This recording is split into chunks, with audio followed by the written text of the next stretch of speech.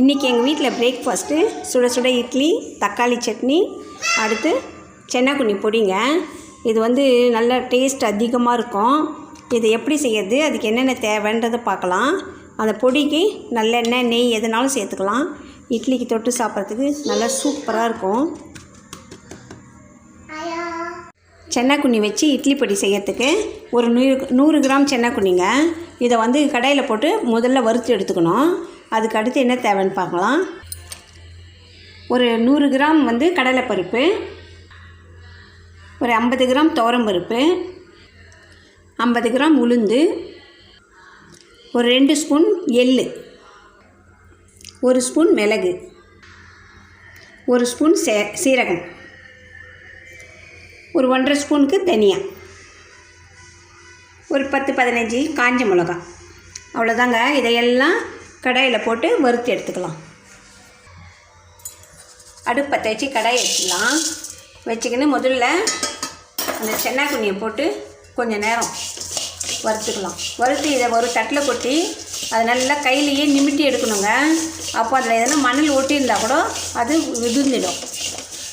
அப்புறமா அது மேலே ஜலிச்சு எடுத்துக்கலாம். இந்த அளவுக்கு வறுபட்டால் போதுங்க. பாருங்கள், கொஞ்சம் கலரே சேஞ்ச் ஆகிடுச்சு. இதை எடுத்து ஒரு தட்டில் கொட்டி ஆற வச்சுக்கலாம்.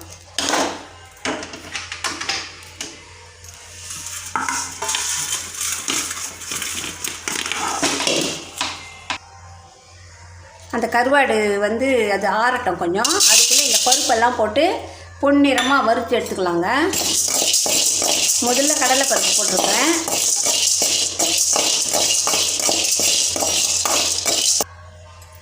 அடுத்து துவரம்பருப்பு. இதை கொஞ்சம் நேரம் வறுத்துட்டு கூடவே உளுந்து போட்டு 3 நல்ல கலர் மாறுற வரைக்கும் வறுத்து எடுத்துக்கலாம். இப்போ உளுந்து இதெல்லாம் பொறுமையாக அடுப்பை சிம்மில் வச்சுட்டு நல்லா வறுத்து எடுத்துக்கலாம்.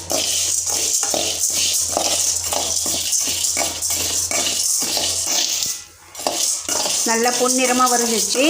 இதை எடுத்து ஒரு தட்டில் கொட்டி ஆற வச்சுக்கலாம்.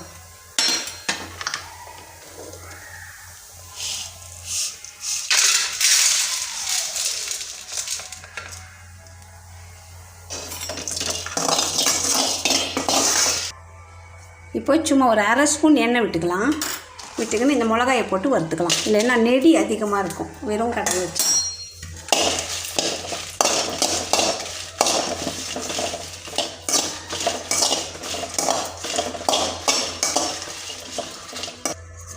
இப்போது இந்த தனியா, மிளகு,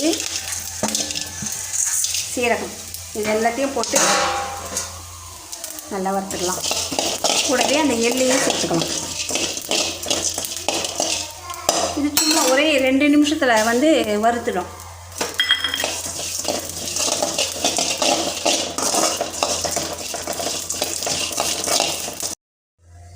இது எல்லாம் ஒன்றா சேர்ந்து பொன்னிறமாக வந்துடுச்சு.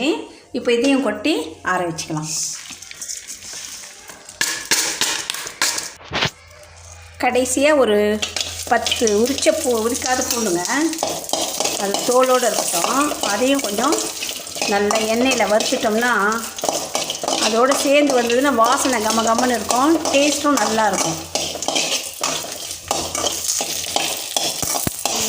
இன்னும் கொஞ்சம் இன்னும் கொஞ்சம் வறுத்துச்சுன்னா போதுங்க. இப்போ அடுப்பு ஆஃப் பண்ணிக்கலாம். இதெல்லாம் ஆறின பிறகு எல்லாத்தையும் ஒன்றா சேர்த்து நம்ம ஜாரில் போட்டு தூள் பண்ணி எடுத்து வச்சுக்க வேண்டியதுதான்.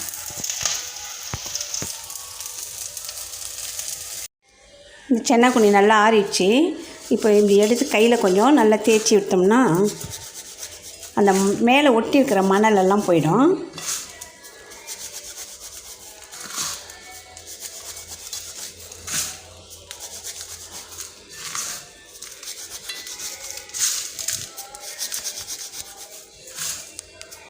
நல்லா கையிலையே எல்லாத்தையும் நிமிட்டியாச்சுங்க. இப்போ இது பாருங்கள் எவ்வளோ வருது பாருங்கள் டஸ்ட்டு. இப்போ இதை மேலட்டாக இப்படி ஜலிச்சு இது பண்ணிட்டோம்னா இது எல்லாத்தையும் எடுத்து அந்த பருப்போடவே ஆற வச்சுருக்கணும் இல்லைங்களா, அதுலேயே சேர்த்துடலாம்.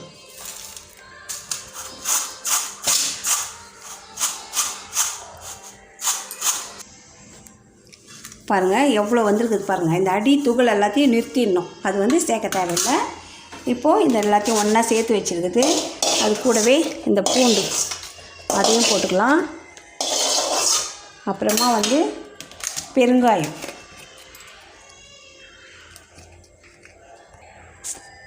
அப்புறமா ஒரு அரை ஸ்பூனுக்கு பெருங்காயம், அதுக்கு தேவையான அளவுக்கு கல் உப்பு, இது எல்லாம் ஒன்றா சேர்த்து ஜாரில் போட்டு அரைச்சி எடுத்துக்கலாம்.